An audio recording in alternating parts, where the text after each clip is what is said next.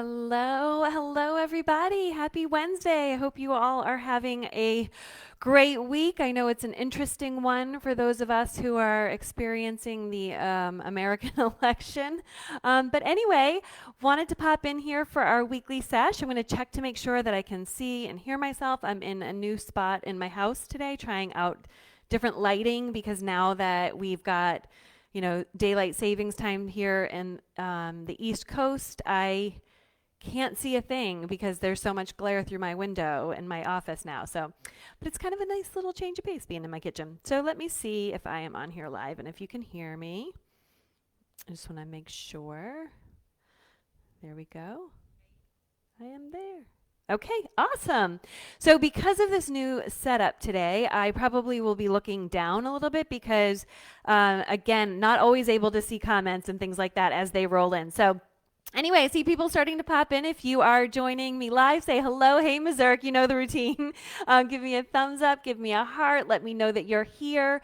And today, if you hear something that resonates with you, something that's new, give me a hashtag gold in there because I'm looking to really understand what kinds of concepts might be new to you that I can dive into deeper in future training. So definitely let me know that you're here. So this week, we're actually talking about hiring and how to hire in your business if you haven't done that yet, or how to hire more effectively if you already have. And this does not matter, guys, if you are running an in-person staging business or if you are one of my students who's doing creating courses and digital products, because inevitably you will need to add your team, to support you in moving things forward. So I've hired both in-person staff and virtual staff over my 9 years in business, and so I'm going to share with you some of the epiphanies that I've had, some of the mindset shifts, and some of the tools and strategies I use when I'm hiring. So again, if you are new to me, I'm Lori Fisher. Hello. I am a real estate stager. I own a real estate staging company in the suburbs of Philadelphia, hotly contested at the moment, Philadelphia, Montgomery County specifically. And I am also the creator of the Stage Your House to Sell course and the Staging Business Strategy Bootcamp, where we talk about online marketing strategies, digital marketing strategies for your in-person staging business. So I'm happy to have you all joining me today. So again, before we get started, the one thing I really want to put out there as a disclaimer is before you go to hire, it's really important that you know what your local employment guidelines are, because if you're hiring in person, you can choose to have somebody as a subcontractor or as an employee. And if you're using people virtually, they're typically subcontractors. But you just really want to make sure that you are hiring people the way they are supposed to be hired for your specific state, county, province, country, because you can get into really hot water. And stagers in California have really come up against this in hiring team as subcontractors when they really are technically employees. So I'm going to put that disclaimer across everything today. So definitely check in with your employment laws. So the thing I wanted to share with you most of all today is that one of the challenges that we have when we are creating our businesses, they're our babies, is it's very difficult to let go. It's very difficult to let go of creative control. It's very difficult to let go of tasks you feel like you should be doing. As stagers, most of us are caregivers. We're doers. We like to dive in. We like to check the boxes. We like to get things done. And this can really serve us incredibly well in our businesses, but it can also really undermine our growth if we stay in that phase too long. And I definitely did. I didn't have my actual first hire besides my bookkeeper in my business for almost 4 years. And that was way too long. And as I have shared in other training sessions, I was really burned out as a result of that. So I want to give you some tools to begin to think about this process and what you can put into place now so that you're ready to hire. But it wasn't until I was working with a business coach that I finally understood how I was undermining myself by continuing to be the doer, the beer of all things, wearing all of the hats in the business, as it were. And he and I were mapping out a marketing plan together. And I said to him, geez, I'm really stressed about getting all of this done. And he said, well, why are you doing all of it? And I said, well, because I'm the owner of the business. I should be doing this. And he said, let me ask you. He said, how good do you feel at, and it was social media at the time. How good do you feel about handling social media? And I was like, I barely know the Facebook. I don't really know it very well. And he said, okay. He said, so if you were to hire someone to just say, for example, create Facebook posts for you to just help you out a little bit, how much would you expect to pay them? And I said, I would probably think like, I don't know, 50 an hour or something. He said, okay, what's your hourly rate? And I said, well, my hourly rate is 100 an hour. He said, okay, so how would you feel about hiring a poor, someone who's okay at doing your Facebook posts at $100 an hour? And I said, well, probably not very good. And he said, well, that's exactly what you're doing when you continue to stay doing that. And I was like, what? And he was absolutely right. So, and it was so important for me to understand that in my business. And I've since heard it shared in many other places. Michael Hyatt talks about this. So if you have created an hourly rate for yourself, and I suggest that you do, I want you to start thinking about that every time you find yourself working in a task that maybe you're not that good at. Maybe you're setting up the back end and tech of your business, or maybe it is doing logistics and scheduling. Maybe it is updating your website. If you're not that awesome at it, you are actually costing your company money and dollars, because while you are busying yourself doing that work, you could actually be out generating money by, being out networking as the face of your business, giving presentations, maybe going onto video. Our businesses are relationship businesses. So I want you to, that was like a huge mindset shift for me. And if you haven't thought about that at this point, I'd love for you to start thinking about that. So every time you find yourself down a little rabbit hole where somebody else might be able to jump in and help you, maybe it's doing your invoices, maybe it's following up on invoices, think about how much you are costing your company when you do that. But I get it. It's hard to part with our hard-earned revenue. And, so you'll come in and you'll say, well, I can't afford to do that. Or it'll slow me down to teach a person how to do that. Totally been there, get it. Yes, wow, never thought about it that way, Mazurk. Right, absolutely. It is so powerful when you start to think about you paying yourself to do something not not quite effectively, versus hiring somebody who might cost less but be really, really skilled at what they are doing for you. So you will have things come up for you. Like, again, one for me was they only want me, right? So bring on a staging assistant, it took me a long time to do that, to send somebody else out without me, because I thought, oh my gosh, they only want me. No, in actuality, what they want is expertise. They want someone well trained, and maybe in some cases they want you, but they really want somebody with your expertise and somebody that you would trust with their client, right? So I had to learn that lesson over time. And I'm going to talk to you about how you can get to that point in just a minute. I've 5 kind of steps and things that you can be doing before you ever even put out a help wanted, call for action anywhere for your business. So the first step is acknowledging that there are bottlenecks in your business, acknowledging that there are things that you are doing that likely could be done by somebody else. Now, one of the exercises that I walked you through in last week's training was called the Unique Brilliance exercise, and that is definitely an exercise I recommend. So if you didn't watch that training, I would definitely direct you to that training. Also, you can look at the download a free copy of the Profitable Staging Business Starter Kit. I have the link in the caption section. And that actually kind of walks you through a modified version of the Unique Brilliance exercise. So start with that, because that is going to tell you where very likely you can start to hand off tasks. But the other thing you can look at is the departments within your business. So there are like 5 overarching departments in any business. Whether you know it or not, you have in your business one of these. You have marketing, you have sales, you have operations, you have delivery of service, and you have finances. Those are the 5 departments that are common to just about every business that is out there, small or large. So you can start to look at those 5 areas of your business, your sales, your marketing, your operations, your delivery, and your finance, and you can see if there's any area that you might need more support in. So if you can't identify like the skills and the tasks, maybe it's you're finding that you aren't marketing enough. Maybe you're finding that you're not staying up on your invoicing, or collecting payment or something like that. So start by thinking there to acknowledge that you need support and that you might likely be a bottleneck in your business. That's really, really important off the bat. So once you do that and you're thinking, okay, well, who do I want to hire?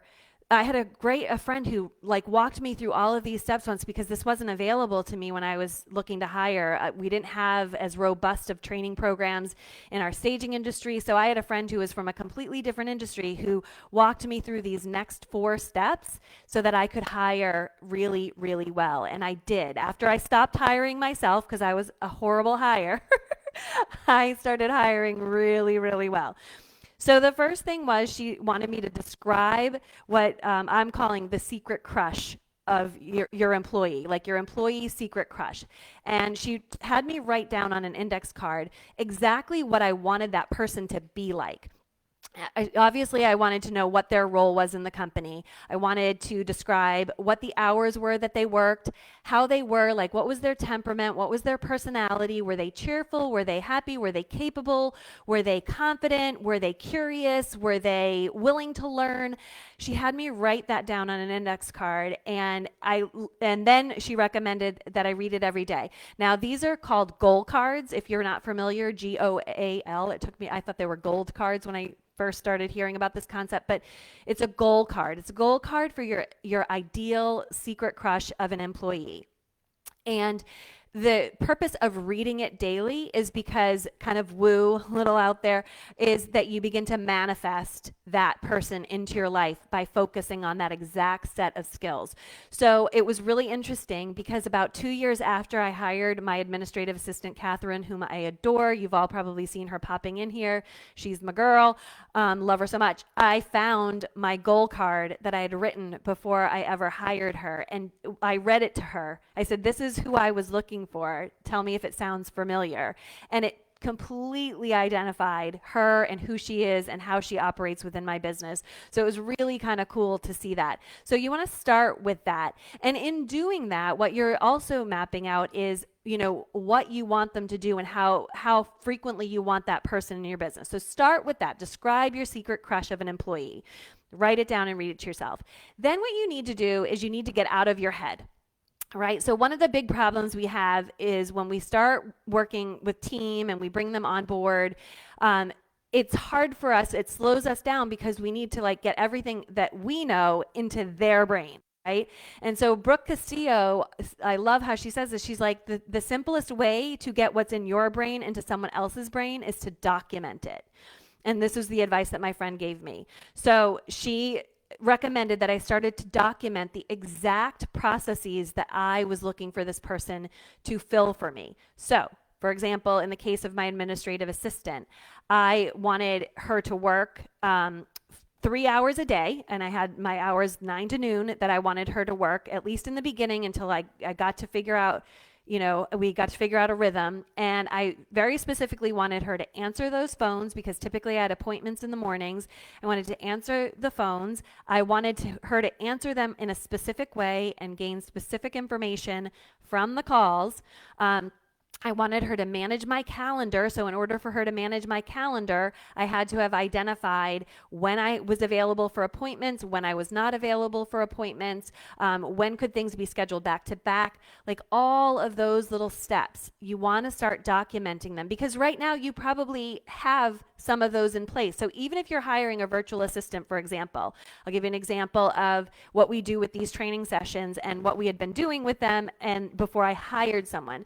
So with these training sessions, it really started as a way for me to get more comfortable in video, get to know you all better, get to share what I've known and pay it forward to our community. So I started doing the Facebook Lives.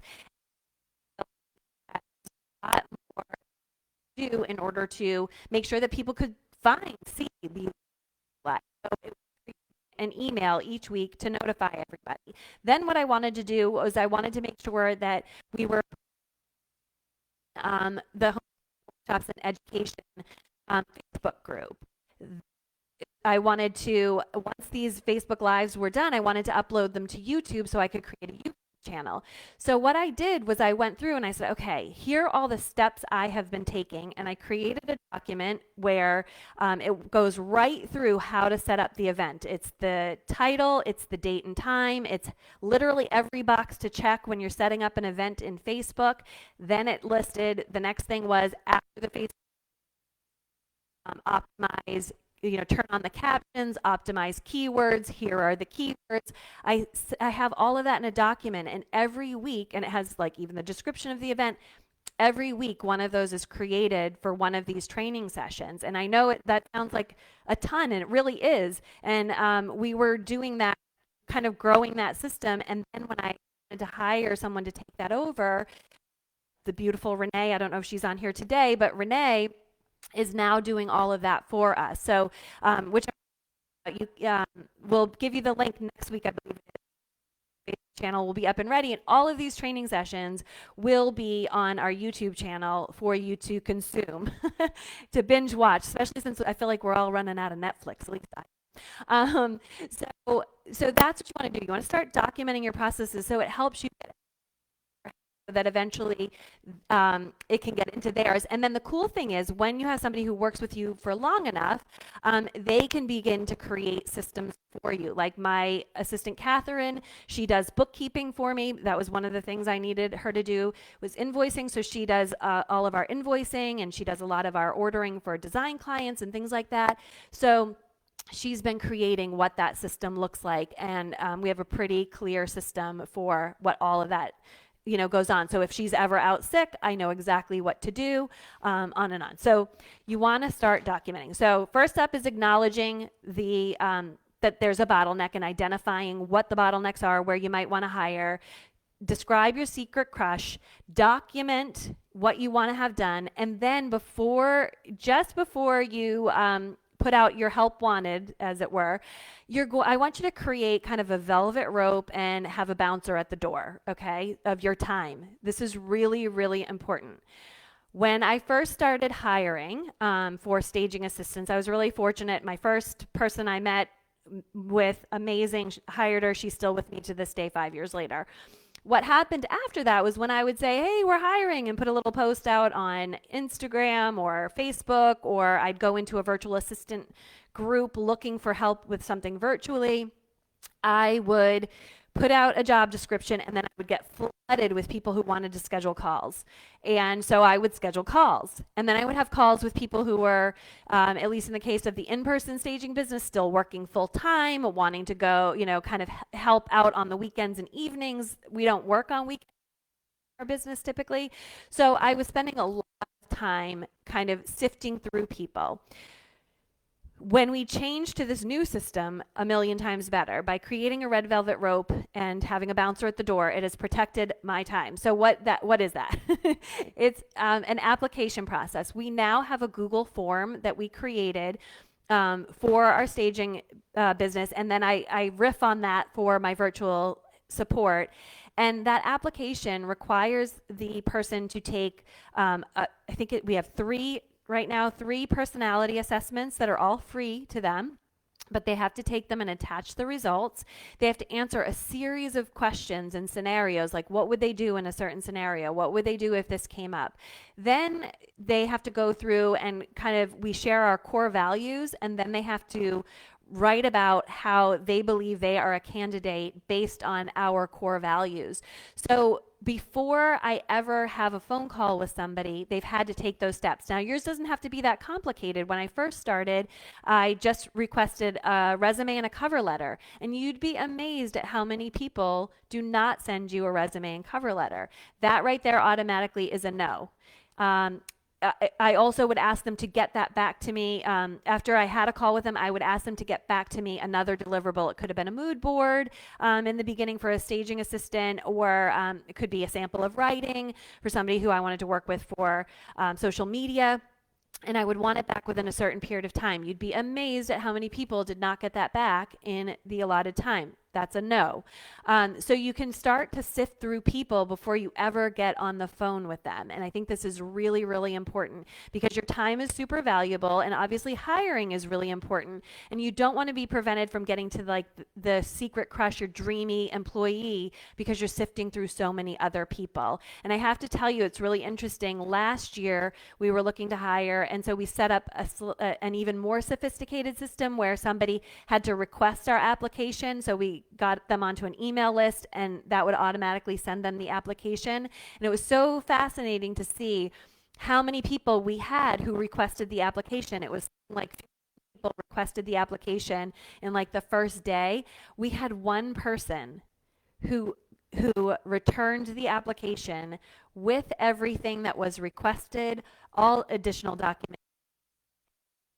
She is fabulous, like fabulous, amazing. So want to set up your red velvet rope policy and your bouncer at the door. So again, just kind of reiterating really quick before we go into our last one, acknowledge your bottlenecks, write your description of your dreamy employee, get the systems and processes out of your head so that it's easier for them to understand where to go so they can kind of take your brain and put it into theirs. Put up your red velvet rope, and then you've got to get out of your own head when it even comes to hiring. This is the last step, is as you are creating this process for hiring, you want to be documenting. You want to document what worked, what didn't work, so that you can begin to wash, rinse, and repeat this hiring process. And that's really where things begin to hum for you and help you make better selections and help you do it with less time and downtime out of your schedule. So those are all kind of pre-onboarding somebody new.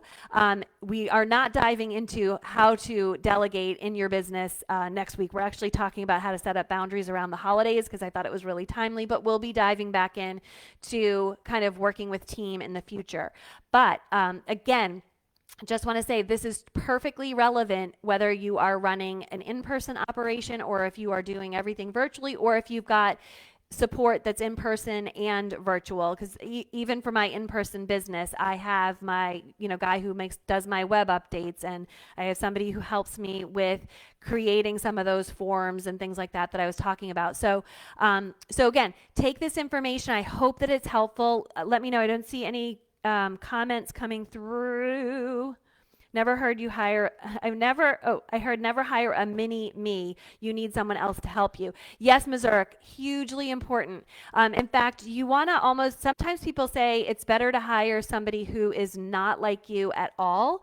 You want to be looking for somebody whose skill sets are different. Maybe their temperament is even different. So for a lot of us, if you're a visionary in your business and you need somebody who is what they call an integrator, so you make the grand plan, but you need somebody to help you create those steps and craft those steps, that you should be looking for somebody who is quite a different temperament from yourself. And you may have clashes with that person as a result, but they will help you grow. And it's actually interesting. My staging assistant, Lisa, is is really clear with boundaries, and I struggle with that. And so she has been such an asset to my business because I have created boundaries, just like what I'm going to talk to you about next week for the holidays, because her temperament is different from mine that way. And it's been so much better for my business, for my employees, and for me that Lisa is not I am.